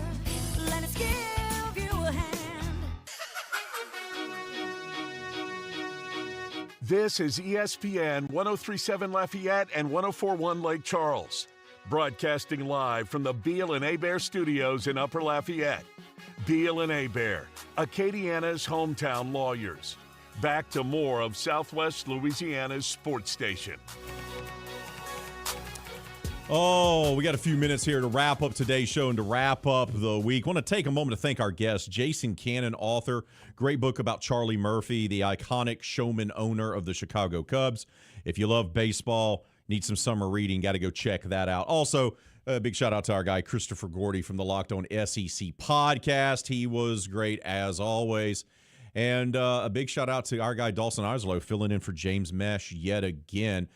Don't forget, just keep it locked in right here for the Lowdown with D-Lo. It's a LAB award-winning show. You want to tune into that. We're going to wrap up today's show, though, with a special guest. Soon-to-be 12-year-old, soon-to-be seventh grader, Hattie Elise Parch. Hey. What's up, HP1? Sup? What's up? There we go. You have not had a chance to tell Dawson the fact that you petted a shark when we went to the Sea Lab Aquarium there in Dolphin Island, and then you got yourself a bracelet where you can track an actual hammerhead shark. If you call him MC Hammerhead one more time, I'm going to lose my mind. It says his name is MC Hammerhead. You've given him a different name, Dawson. No, She's given him a different name. When you open the app, what happens is they give you a name, but they don't show it again.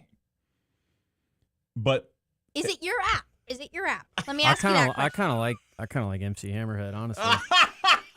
You're not starting a team against me. No, you're not. So this is inspired. This trip, you dug the aquarium, you dug the shark. Now you're tracking the shark every day. You're seeing where he goes. He goes to Charleston, South Carolina sometimes. Okay. So shout out to our friends out there. They need to be a little careful. He's harmless. Leave the poor guy alone. Most hammerhead sharks aren't, but I digress. But this is taking you down a rabbit hole where you want to be some sort of marine biologist. You want to save the sharks. You want to work with sharks when you grow up, yes? Did you just say I wanted to work for sharks? It'd be exciting if they were employing her. Do sharks have a secret FBI business? FBI business? Maybe. I don't know. Maybe they have a private equity firm. I don't know. Shark Week's in two weeks. Oh, you going to be locked in for that? You know, Mama loves Shark Week. If if you think that I'm not going to jank the TV from you guys just to watch whatever they have streaming on the TV. I'm just letting you know right now, if golf is on, then Daddy's watching golf, and you'll have to watch care. Shark Week in your room. Sorry. Okay, I'll Shark fangirl on my own. There we go. Great job by you. Have you enjoyed yourself hanging out with me today at work? Yes, and to answer your earlier question, yes, rabbit hole. If you want to further ask me questions about rabbit hole, I will be happy to answer them. There we go. Covered a lot of ground there with HP1. That's what we do. That's going to do it for us for today. Our guy Dawson Iserloh is pulling double duty, but he's going to do it magnificently. He's going to close out the week for us here with the Lowdown with D-Lo, which, by the way, is next. Around Acadiana, community means supporting the businesses that make our hometown special. That's why we're proud to spotlight local companies that are certified South Louisiana. Delta Home Center and Delta Trailer